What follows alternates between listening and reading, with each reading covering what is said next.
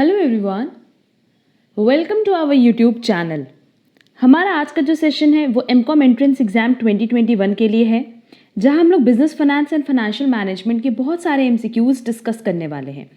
अब business finance और financial management में क्या डिफरेंस है, होपफुली अगर आपने हमारी सारे की सारी कॉन्सेप्ट बेस्ड क्लास देखी है तो आपको पता होगा कि इन दोनों में क्या डिफरेंस है। बिजनेस फाइनेंस बेसिकली ये टर्म यूज होता है ट्रेडिशनली, एंड फाइनेंशियल मैनेजमेंट ये मॉडर्न डेफिनेशन है बिजनेस फाइनेंस की। क्लियर? हम इस पर बहुत ज़्यादा डिटेल डिस्कशन नहीं करेंगे, रीजन बिंग इसकी पूरी कॉन्सेप्ट क्लास हमने अपलोड की हुई है। सिर्फ एक टॉपिक हमारा ड्यू है, that is working capital management, जिसमें हमें सिर्फ कुछ फॉर्मूलेज पे ही डिस्कशन करना है। एक वो मेरा टॉपिक ड्यू है, बट उसके अलावा सारे के सारे कॉन्सेप्ट हमने क्लियर कर दिए हैं। इसीलिए ये एमसीक्यूज आपके लिए बहुत रेलेवेंट होने वाले हैं अगर आपने हमारा कॉन्सेप्ट क्लास देखा हुआ है तो चलो ये एमसीक्यूज हम लोग जल्दी से स्टार्ट करते हैं। बहुत सारे स्टूडेंट्स ने ये डिमांड की थी कि मैम आप क्वेश्चन के साथ आंसर मत हाईलाइट किया करो। हम कोशिश करते हैं कि हम आंसर हाईलाइट ना करें, बट फाइनेंशियल मैनेजमेंट की जितनी भी शीट्स हम अपलोड करेंगे ना, सब में आंसर्स हाईलाइटेड है। रीज़न बीइंग कि ये पीडीएफ जब हम आपको शेयर करेंगे टेलीग्राम या व्हाट्सएप पे, तो आपके लिए बहुत ईजी होगा इसको रिवाइज करना। क्लियर? तो चलो अब हम लोग जल्दी से स्टार्ट करते हैं एमसीक्यूज ऑन बिजनेस फाइनेंस और financial management.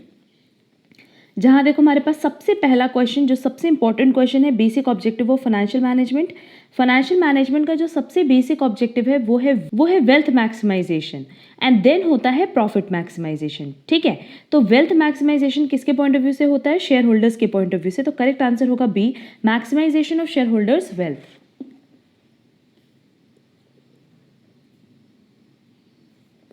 Next, financial structure refers to, financial structure में क्या आएगा? Short term resources, all the financial resources, long term resources और all of these. But obvious अगर हम लोग फाइनेंशियल स्ट्रक्चर की बात करें तो हम लोग शॉर्ट टर्म की बात करें, लॉन्ग टर्म की बात करें, as well as medium term की भी बात कर रहे हैं। तो करेक्ट आंसर होगा बी।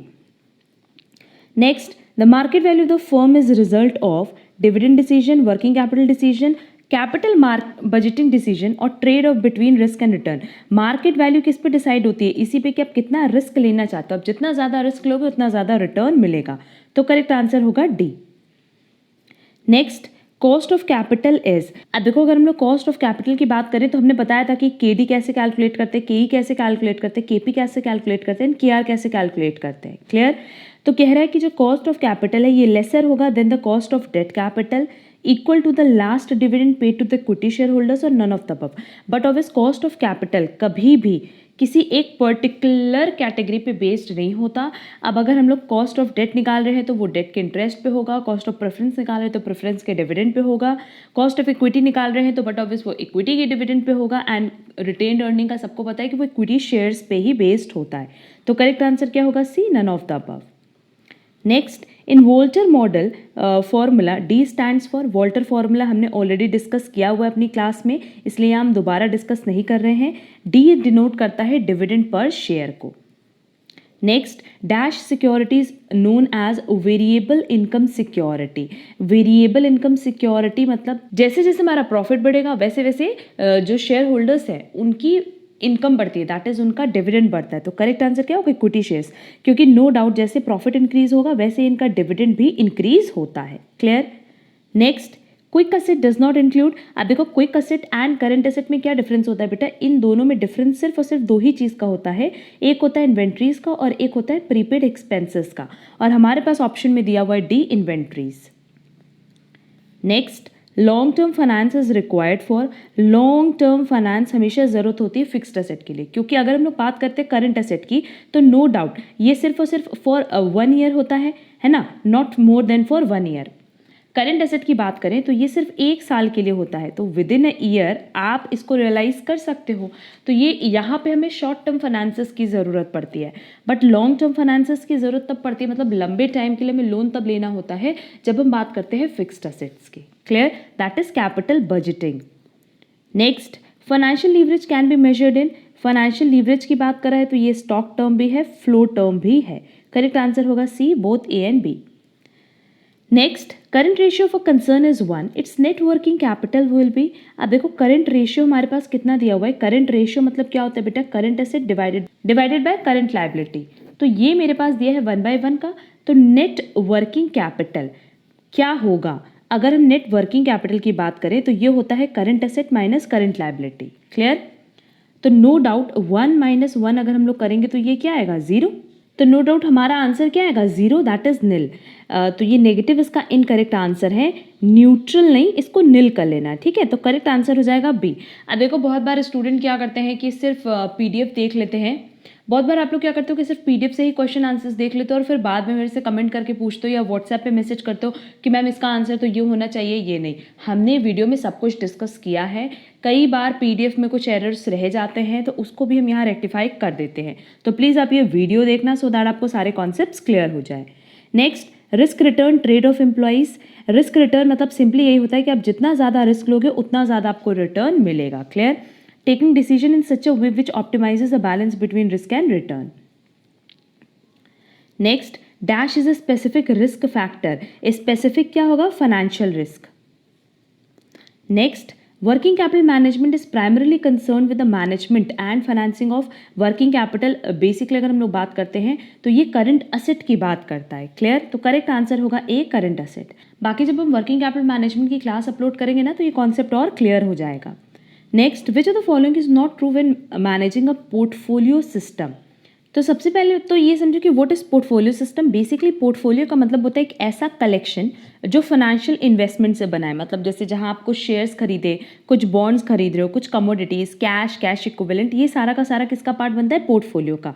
तो क्वेश्चन में हमसे कह रहा है कि पोर्टफोलियो सिस्टम को मैनेज करने के लिए इसमें क्या सही नहीं है। ये सही नहीं कि does not require a constant effort, बल्कि आपको एक कांस्टेंट एफर्ट चाहिए होता है। आपको पता होना चाहिए कि आप मार्केट में किस किस सेक्टर में इन्वेस्ट करोगे, कहाँ आप इन्वेस्ट करोगे। तो उसके लिए नो डाउट आपको कांस्टेंट उसमें लगे रहना पड़ता है। दैट इज आपको कांस्टेंट एफर्ट लगाना होगा, तभी आपका प्रॉपर पोर्टफोलियो बन पाएगा। क्लियर? तो करेक्ट आंसर होगा A. Next, the 182-day annualized T-bills rate is 9% per annum.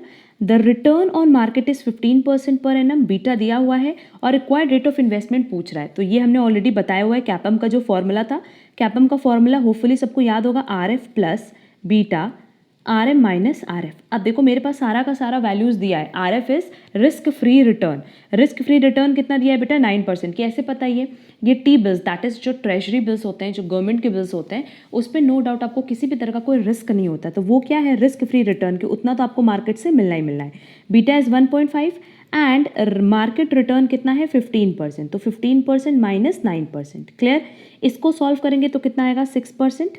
6 multiply by 1.5 जब हम लोग करेंगे, इसको सॉल्व करने पे वैल्यू आएगी 9%। एंड 9% प्लस 9% कितना हो जाएगा? 18%। तो करेक्ट आंसर होगा बी, 18%। वो 8% नहीं है। Clear? Next, the major benefit of diversification is to increase the expected return, increase the size of the investment portfolio, reduce brokerage commissions और reduce the expected risk। अगर डाइवर्सिफिकेशन है मतलब ज़्यादा से ज़्यादा आपने अलग अलग सेक्टर में पैसे इन्वेस्ट किए हुए हैं तो नो डाउट आपका जो एक्सपेक्टेड रिस्क है वो थोड़ा कम होगा। क्लियर? करेक्ट आंसर होगा डी। नेक्स्ट, अगेन देखो मेरे पास जो क्वेश्चन दिया हुआ है कैपम पे दिया हुआ है, इसको आप लोग खुद सॉल्व करोगे और इसका आंसर आना चाहिए D, 17.8%। Next, Dash is concerned with the acquisition, financing and management of assets with some overall goal in mind।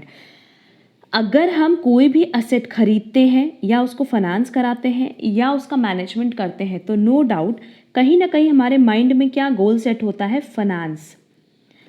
Clear? कि वहाँ से हम कुछ रिटर्न जनरेट कर पाएँ। तो करेक्ट आंसर होगा A, financial management.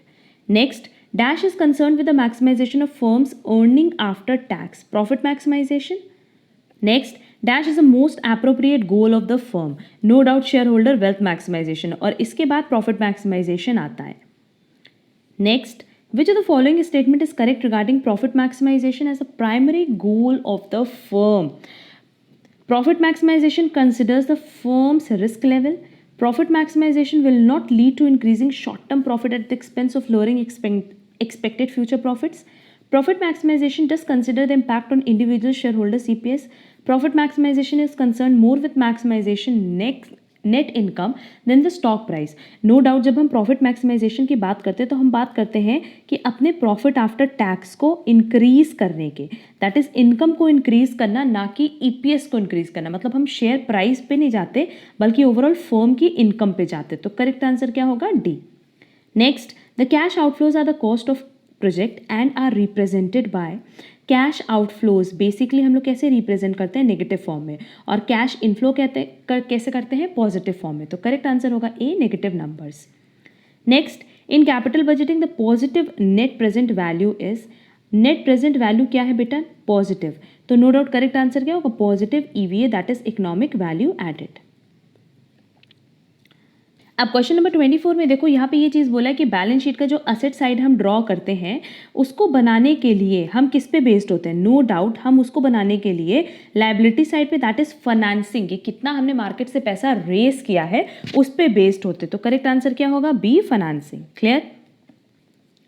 Next, treasurer should report to, treasurer को हमेशा रिपोर्ट करना होता है चीफ फाइनेंशियल ऑफिसर को। क्लियर। तो करेक्ट आंसर होगा A. Next, the decision involves determining of the total amount of assets needed, the composition of the assets and whether any assets need to be reduced, eliminated or replaced. No doubt investment decisions की बात कर रहे हैं। Next, according to the text authors, is the most important of the three financial management decision is, तीनों में सबसे important decision ये होता है कि आपने किस सेक्टर में इन्वेस्ट किया, क्योंकि रिटर्न आपको वहीं से मिलना है। तो करेक्ट आंसर होगा C, investment decision. Next, net working capital means current asset minus current liability. Next, the term capital structure indicates to, अगर कैपिटल स्ट्रक्चर की बात करें तो हमने बताया भी हुआ है कि बेसिकली हम लोग कैपिटल स्ट्रक्चर में क्या इंक्लूड करते हैं, कि जिस सेक्टर में हम लोग पैसा इन्वेस्ट करते हैं, चाहे डेट हो, चाहे प्रेफरेंस शेयर हो, चाहे इक्विटी शेयर हो। तो करेक्ट आंसर होगा A, long term debt, preferred stock and common stock equity. अब देखो यहाँ हमने 30 MCQs डिस्कस कर लिए, ये हमारा फर्स्ट पार्ट था। इसी तरीके से 30 MCQs हम नेक्स्ट क्लासेस में भी अब डिस्कस करते जाएंगे, और ये जितने भी MCQs हम अपलोड करें फाइनेंशियल मैनेजमेंट की, बहुत रेलेवेंट है आपके एग्जाम पॉइंट ऑफ व्यू से। क्लियर। तो कहीं कोई डाउट होपफुली होगा नहीं, अगर होगा तो आप कमेंट बॉक्स में कमेंट कर सकते हो। एंड हम बहुत जल्दी नेक्स्ट क्लास भी अपलोड करेंगे फाइनेंशियल मैनेजमेंट की। उम्मीद करते हैं आपको आज की क्लास पसंद आई होगी। अगर आपको हमारी आज की क्लास प्रॉपर्ली समझ आई है तो आप वीडियो को लाइक, कमेंट और शेयर ज़रूर करना। हम लोग मिलेंगे हमारी नेक्स्ट क्लास में। आज के लिए बस इतना। Thank you so much.